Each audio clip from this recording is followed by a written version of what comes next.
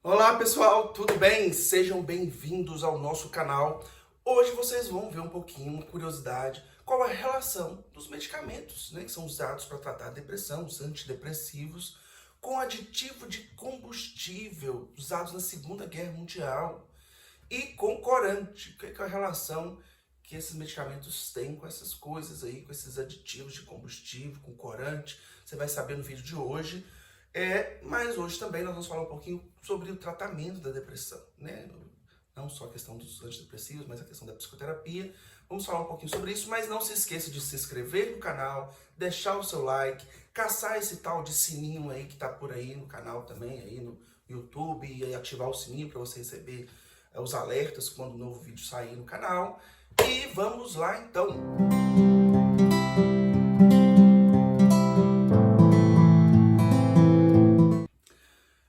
Pois é, isso mesmo, pessoal. Hoje nós vamos falar um pouquinho sobre o tratamento da depressão, né? Nos últimos vídeos nós conversamos um pouquinho sobre o que é a depressão, quais os sintomas da depressão, né? Os diferentes tipos aí e características que a depressão tem.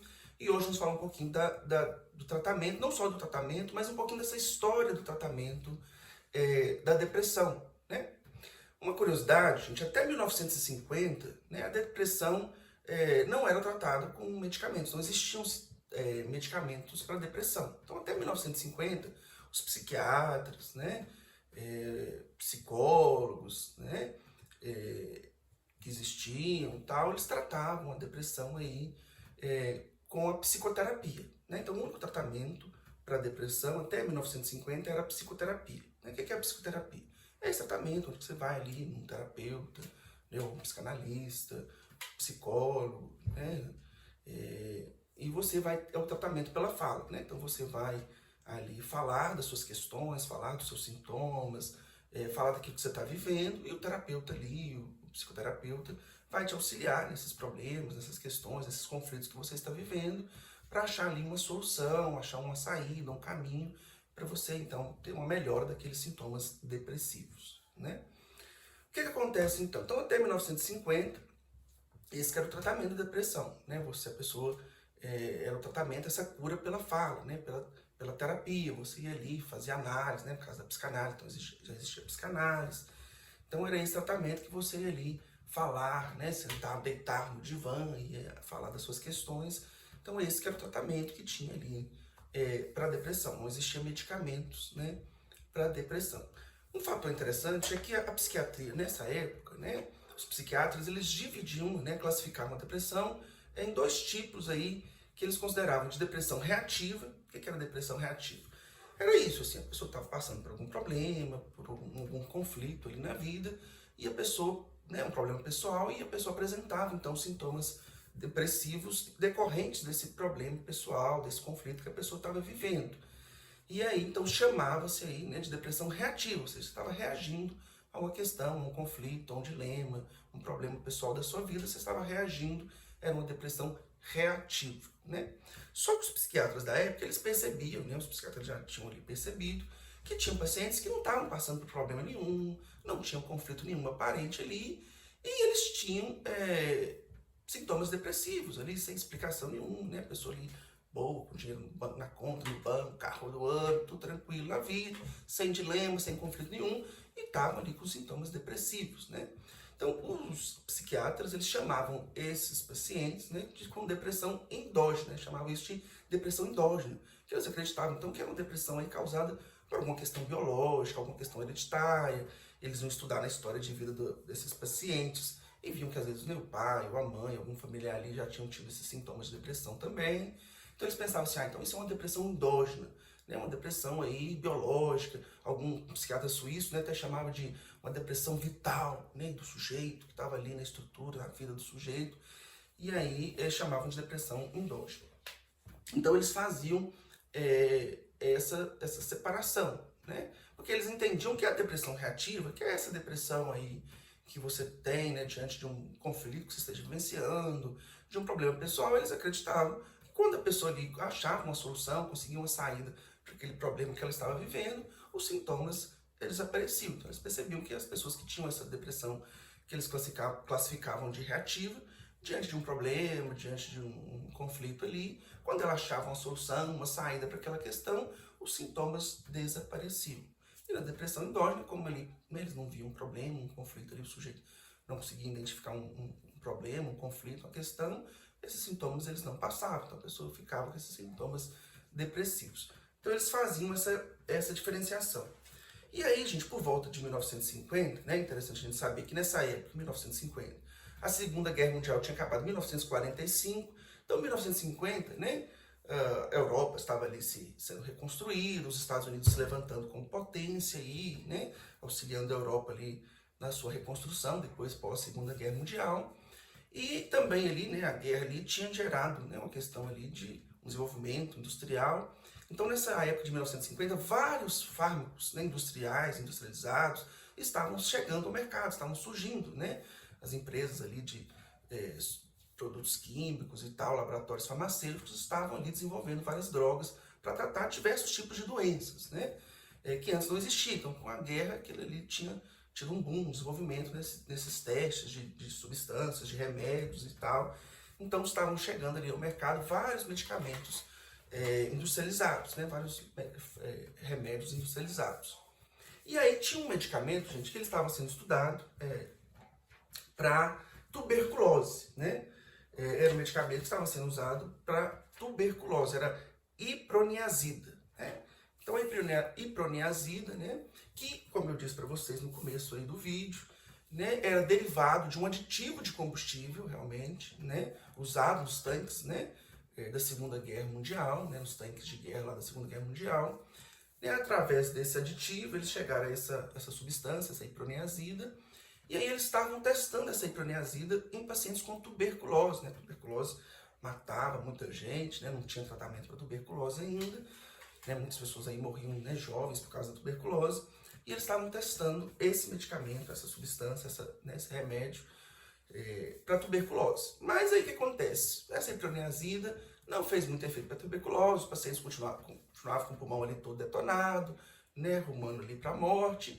Mas aí, nessa pesquisa, nesse estudo feito aí com a iproniazida, né, a cloroquina da tuberculose, que não tinha efeito nenhum aí para tuberculose, assim como a cloroquina não tem efeito nenhum para o Covid, mas, né, eles perceberam o seguinte, que as pessoas quando tomavam a iproniazida, né, os pacientes com tuberculose, já quase, né, em fase terminal, eles ficavam cheios de ânimos, sabe, sorridentes, menos sensíveis à dor, né? E isso eram pacientes que estavam em fase terminal, à beira da morte.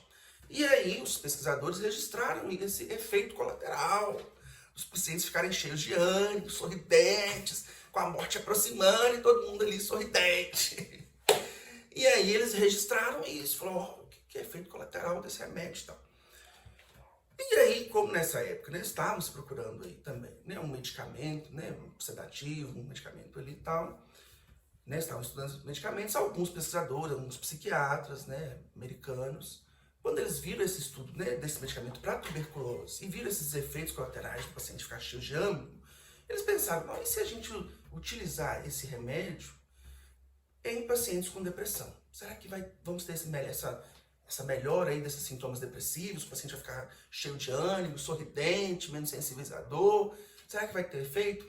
E aí, né, os psiquiatras americanos testaram essa iproniazida em pacientes, né, depressivos, com sintomas aí de autoextermínio, de suicídio, né? E aí eles viram uma queda dos índices de suicídio com esses pacientes que estavam usando a iproniazida, né, de forma experimental para depressão. E aí, em 1957, esses psiquiatras americanos, eles publicam esse estudo, né, falando que tinham descoberto uma droga para depressão, um remédio para depressão, que não existia, né, coisa inédita, 1957. E aí toda, né, a comunidade, a população americana ali, né, ficaram assim, né, admirados e tal. Só que, galera, a iproniazida, ela, por esses efeitos colaterais, né, um derivado de aditivo de combustível, então imagina os efeitos colaterais que esse remédio, né, tinha. Eles tinham sido proibidos, esse remédio tinha sido banido, né, ali a agência ali que regulava os medicamentos, as substâncias dos Estados Unidos tinham banido a iproniazida, não podia se produzir mais. E quando sai esse estudo, então ela estava proibida. Mas lógico, a pressão política, a pressão ali da população ali, o órgão regulador lá americano teve que liberar novamente a hipronizida para ser usado. Agora, né, não mais para tuberculose, mas agora para depressão. E aí foi usado para depressão, só que não se durou muito tempo, porque realmente os efeitos colaterais eram bem tóxicos, eram bem ruins e perigosos ali para a saúde da população. E aí ela foi, né, saiu novamente de circulação, não pôde ser usado nem mais para depressão. Mas aí foi dado pontapé, né? E outros pesquisadores, outros locais também, estavam pesquisando aí um fármaco, uma droga, um remédio para depressão, já que tinham se usado, descoberto essa hipronizida. Então, pensava, deve haver outra substância que tenha esse efeito. Na época, a gente estava sendo estudado também uma classe, né, de substância, né, química, que eram as fenotiazidas. O que eram essas fenotiazidas? Elas tinham uma relação com as estaminas. O que são estaminas? Estaminas são, né, substâncias que o nosso corpo produz, que o nosso corpo tem, né? A gente está ligado aí com a questão das reações alérgicas e tal. Tem os antihistamínicos, né, que são remédios aí que a gente usa como antialérgico. Então, essas substâncias eles têm uma reação com essa estamina aí, bloqueia essa questão da estamina, aí, né, cessa a alergia, os processos alérgicos, e tem esse efeito sedativo, né? A gente sabe quando a gente toma um antialérgico, dá aquele soninho, a gente fica mais relaxado, quer dormir. Então, estava se estudando essas fenotiazidas, que elas tinham essa relação com as estaminas, que são substâncias do nosso presentes no nosso corpo, né? E aí, essas fenotiazidas, gente, elas já tinham sido sintetizadas desde 1883, né? A partir de um corante, olha que interessante, um corante azul de metileno. E aí, através, né, em 1883, já tinham se achado um composto, né, derivado dessas fenotiazidas, que era a iminodibenzil, né, iminodibenzil, que era um composto, né, que ele era previsto para ser utilizado na indústria de roupas, né, deve ser para tingir as roupas e tal. Mas aí o que aconteceu? Isso não foi para frente. Esse iminodibenzil, essa substância ali que era prevista para ser usada na indústria de roupas, foi ali para os porões da fábrica ali, não foi para frente aquele projeto, daquela substância química, ficou ali nos porões da fábrica. Aí 50 anos depois, né, em 1950, né, por volta de 1950, essa indústria aí responsável por essa substância química, né, ela tinha uma ala, tinha um ramo farmacêutico, e esse ramo farmacêutico dessa indústria estava aí procurando um medicamento sedativo, né, que fosse usado como sedativo. E aí estavam estudando essas fenotiazidas, aí lembraram, né, então desse iminodibenzil, e foram lá, pegaram, né, aquela substância ali que estava lá no porão da fábrica desde 1873, né, então 50 anos depois eles foram lá pesquisar essa substância. E a partir do iminodibenzil, né, foram encontrados 40, né, foram produzidos aí 40 derivados, né, do iminodibenzil, 40 derivados, 40 substâncias químicas aí derivados do iminodibenzil. E uma dessas substâncias foi a imipramina, que foi encontrada, e aí ela foi testada nos pacientes, né, foi testada como sedativo, né, mas esses pacientes também tinham quadros depressivos e começaram também a ter essa melhora dos sintomas depressivos com a imipramina. E aí os estudos concluíram, né, que a imipramina ela tinha efeitos antidepressivos. E assim, né, surgiu o primeiro antidepressivo, que era a imipramina, né, por volta de 1956, né? E aí foi apresentado em 1957 na Suíça, né, no primeiro congresso lá de psiquiatria, foi apresentado aos psiquiatras como o primeiro aí antidepressivo confiável, que já tinha sido produzido a hipronizida, mas não era um medicamento ali que tivesse uma toxicidade ali confiável, né, um medicamento que era tóxico, não tinha ali uma segurança para ser usada, mas aí em 1957 então a imipramina é apresentada nesse congresso de psiquiatria para os psiquiatras como um antidepressivo, né, de segurança, né, que pode ser usado, que não é tóxico, que não vai matar ninguém. E aí os psiquiatras, então, eles ficam ali realmente animados, né, em 1957, com essa descoberta, né, com esses resultados da imipramina como um antidepressivo valioso, né. E é interessante, chega ao Brasil em 1972, né, no congresso, o segundo congresso brasileiro de psiquiatria, que foi realizado aqui em Belo Horizonte, minha cidade natal, que é o 5º ano, que foi apresentado para os psiquiatras, para os médicos aqui do Brasil. segundo o Congresso Brasileiro de Psiquiatria, em 1972. Mas o que acontece, gente? A imipramina, então, faz essa revolução, né? Ela foi o primeiro antidepressivo que tinha aí uma segurança, que tinha um efeito ali bacana nos sintomas da depressão, né? E que não tinha tantos efeitos colaterais quanto a iproniazida lá dos Estados Unidos. E aí foi uma revolução na psiquiatria, né? Então, esses antidepressivos, né, a partir da imipramina, e os psiquiatras é apresentado para os psiquiatras a imipramina, e a partir dela, né, surgem outros, né, derivados da imipramina, né, os antidepressivos como a amitriptilina, nortriptilina, clomipramina, que são, né, formam uma classe de antidepressivos chamada de antidepressivos tricíclicos, aí devido aí um composto deles, o benzil lá, a cadeia de benzil lá, que é cíclica e tal, deram esse nome para esses medicamentos de antidepressivos tricíclicos, né? Então foi a primeira família de antidepressivos a surgir. Mas eles são utilizados até hoje, né? Eles têm um efeito antidepressivo muito potente, né? Muito forte, muito bom ali. Então até hoje são usados, né? Esses medicamentos têm no SUS, são fornecidos gratuitos, mas apesar deles terem essa segurança, eles ainda têm alguns efeitos colaterais que são desejáveis para os pacientes, né? Como eles têm uma ação central no cérebro ali, eles agem nos mecanismos ali que estão relacionados com a depressão, né, no cérebro, mas eles agem em outros sistemas ali, eles não têm uma ação muito específica, então eles acabam agindo em outros sistemas do cérebro, que aí produzem constipação intestinal, boca seca, taquicardia, retenção urinária, disfunção sexual. Então, né, alguns pacientes, diante desses efeitos colaterais, eles acabam não se dando muito bem com essas medicações, né? Mas tem pessoas que toleram, se dão bem, e aí tem um efeito antidepressivo bacana para esses pacientes. Mas então, esses antidepressivos, algumas pessoas ainda assim não se adaptam tão bem com eles, devido a esses efeitos, porque eles têm uma ação ali que é no central, né? No cérebro ali central, que eles agem em vários mecanismos, vários sistemas do cérebro, não um mecanismo específico só da depressão. Aí eles acabam tendo esses efeitos indesejados. Os psiquiatras da época, eles começaram a usar os antidepressivos, né? Eles falavam assim, eles acreditavam que, como eu tinha falado lá com vocês, que os antidepressivos eles eram, né, um medicamento recomendado para essa depressão endógena, que eles achavam que era uma depressão que estava ligada ali a mecanismos biológicos do sujeito, questão do organismo da pessoa.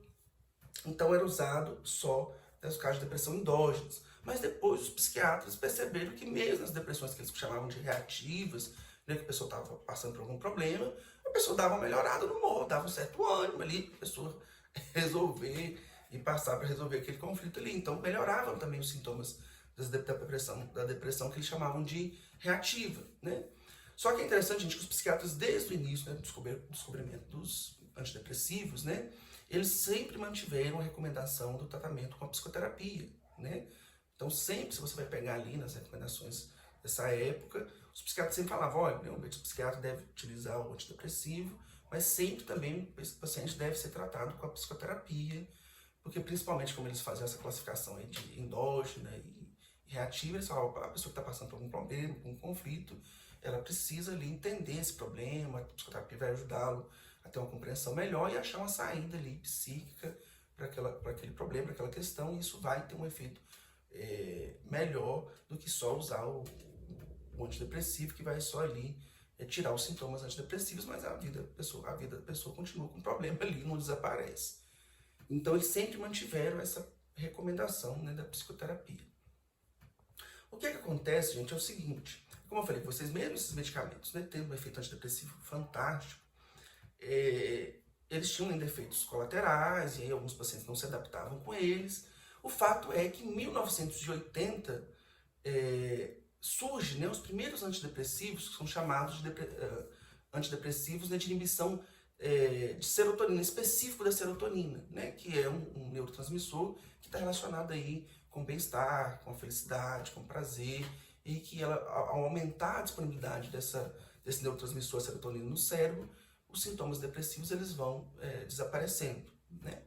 E aí esses medicamentos, o primeiro dele foi o Prozac, né, nome comercial, né, por isso que em 1990 é chamado de geração Prozac, né, que é a fluoxetina, né, que é utilizada até hoje. Depois se descobriu outros aí medicamentos que inibem, né, a recaptação da serotonina, né, sertralina, estalopram e outros depois que tinham outros efeitos de inibir não só esses dois neurotransmissores, né, não só a serotonina, mas outro neurotransmissor que é a noradrenalina. Então surgiram os antidepressivos que chamam de efeito dual, que agem nesses dois neurotransmissores. O fato é que em 1990, então, com a fluoxetina, com o Prozac, né, os pacientes já não tinham mais esses efeitos colaterais que os tricíclicos davam. Então eles pensaram, agora todo mundo vai se adaptar com o antidepressivo e acabou os problemas da humanidade, né? O Prozac aí é a felicidade, é uma pílula da felicidade que você toma e resolveu os seus problemas. Só que não, né? Infelizmente, não chegou, a ciência não chegou, né, a desenvolver um remédio para a vida. Então, a questão é essa, que em 1980, o marketing da indústria farmacêutica vendia realmente aí o Prozac, a fluoxetina, como essa pílula, né, da felicidade, né? E aí as pessoas, né, aumentou muito depois do surgimento desses antidepressivos que não tinham tanto esses efeitos colaterais, como os tricíclicos, né, a imipramina e os seus derivados. Aumentou muito o consumo de antidepressivo e tal. Mas, né, como eu disse para vocês, gente, o antidepressivo ele é uma ferramenta, né, muito útil no tratamento da depressão, mas como eu disse, desde os psiquiatras do começo, lá do primeiro antidepressivo, os psiquiatras eles nunca, né, dispensaram a psicoterapia, né, o tratamento analítico, o tratamento terapêutico, o tratamento com psicólogo, com psicanalista, né, com psicoterapeuta, eles nunca dispensaram, né, desde o surgimento dos primeiros antidepressivos. Eles sempre reconheciam a depressão, né, como um transtorno, né, que está envolvido aí, né, com o problema da vida da pessoa, com suas questões, com seus dilemas, com seus conflitos.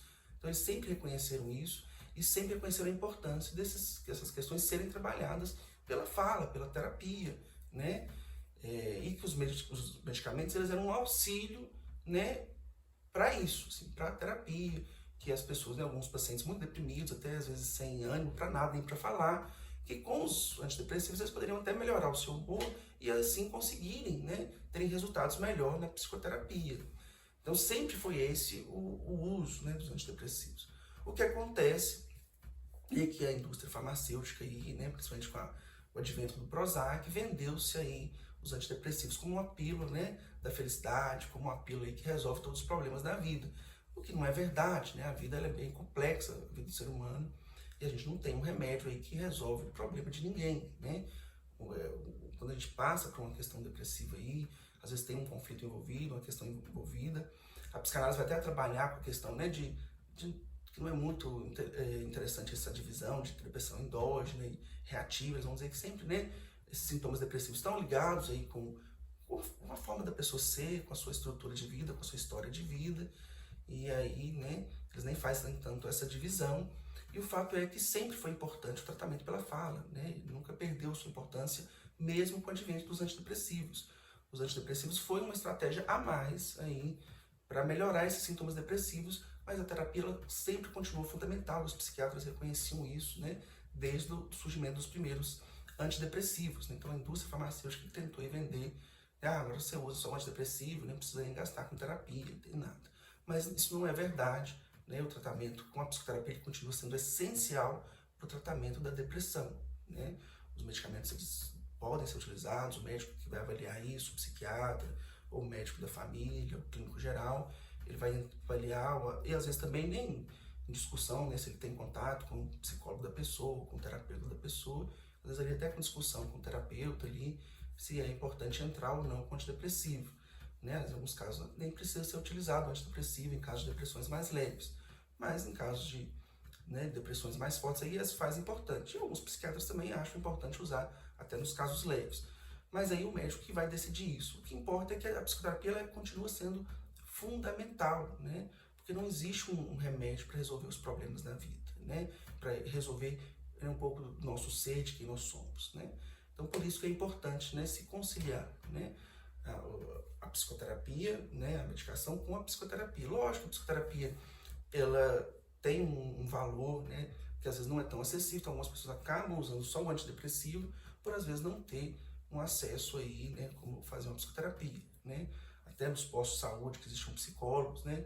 Esse governo atual aí, né, acabou com o núcleo que era o núcleo de saúde de apoio à saúde da família, que as prefeituras poderiam contratar os psicólogos por meio desse programa. Hoje, né, o Ministério da Saúde acabou com esse programa, então muitas prefeituras, né, nem estão conseguindo manter aí os psicólogos no seu quadro aí de saúde, né, dos seus centros de saúde. Então, acaba tendo essa dificuldade, alguma parte da população, aí, devido, né, a uma renda menor, de ter acesso, né?